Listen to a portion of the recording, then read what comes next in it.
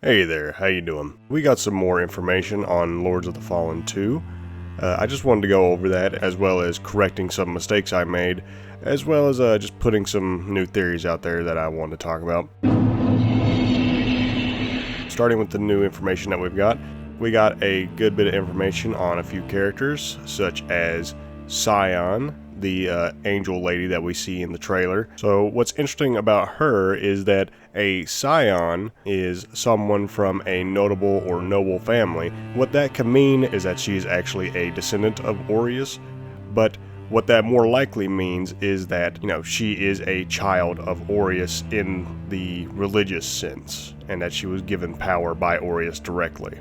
Also, we get a little bit of information on the sword that she uses in the trailer. It is very similar to Pieta's sword, actually, in the fact that it's more made of light than it is an actual blade. And next is this character here, who actually had a name well before, I actually talked about the trailer the first time. The Dark Enchantress, and from the Lifting the Veil episode 5 podcast that they talked about her, it sounds like she's more of a female counterpart to the Dark Crusader, whether that is just a stand-in for the female player character, or it's more of a Firekeeper-esque character, someone to give us our level ups. Personally, I believe it's going to be more the latter. Finally, and this is the big one for me, is this character here, who I said is probably going to play a role similar to the Iron Wayfarer. His name is Thaddius, according to the Lifting the Veil episode, and I want to talk about him more later on in this video.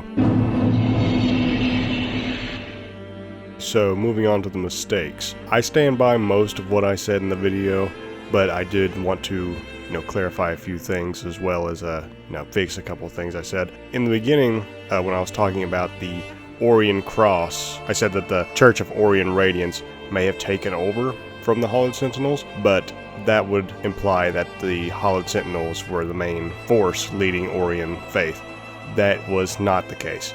The Orion Church of Radiance has always been the main leader of the Orion Church, or the Orion faith, while the Hallowed Sentinels were more of a splinter group. When talking about this crescent moon crest here that we see, I falsely assumed that due to the moon turning into a giant umbral eye in Lords of the Fallen 2023, I falsely assumed that that meant that this civilization was an umbral worshipping civilization, when it's more likely the case that it is a Menesilde worshipping civilization. Menesilde, who is only mentioned in a handful of item descriptions, mainly in the Shield of the Moonlit Emissary. Menesilde is actually the moon goddess. A civilization with crescent moons more likely means that they worship her. This place that we're in with the crescent moon could be Walusia, which is the place that the emissary was sent from. We actually see her in Lords 2023 hanging from a cage in the Pilgrim's Perch. But yeah, most likely that this civilization is not a Umbral worshipping civilization. There are ties between the moon and Umbral, or the night and Umbral, but it's more likely that this civilization worships Menesilde. Now, while it's not 100%, this could be Walusia, the Menesilde worshipping civilization that I mentioned earlier, and what that could mean is that we might see Menesilde in the game in some form or fashion. Seeing as how Adir doesn't seem to have much influence in Lords of the Fallen 2, it could be we get Menesilde, or maybe even the First of the Beast. Concerning Menesilde specifically, the city that we see up in the heavens could be where Menesilde is. Maybe she's a prisoner of Aureus, or maybe she has joined Aureus in his fight against Umbral. Concerning Thaddius, I believe that Thaddius is one of the 3 judges. More specifically, I believe he's Judge Warrior. Now, how I came to this conclusion?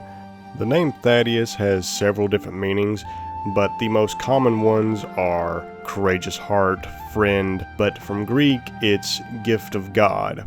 The main thing that I'm pulling from is that Thaddius is one of the names of the 12 apostles of Jesus Christ. I don't think I have to tell you that this game has very big religious not even undertones, more like overtones.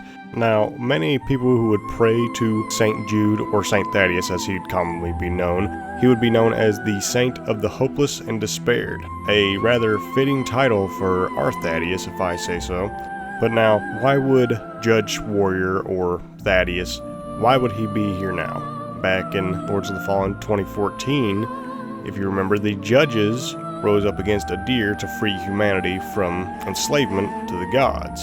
So now, as there's more god tyranny in Lords of the Fallen 2 than ever, what better time than a judge to reemerge than now? I would imagine that Judge Warrior would be the first to try to make a stand against the gods. I do feel that Judge Warrior, or Thaddius, coming back, leading the Dark Crusader to fight against both Aureus and the Putrid Mother would make a lot of sense. He most likely wants to preserve humanity's freedom more than anything. Alright, but that's all I had for today. I do hope that you enjoyed the video and maybe you learned a little bit more about the Lords of the Fallen universe. Please let me know down in the comments. But I hope to see you guys in the next video, and I will see you later.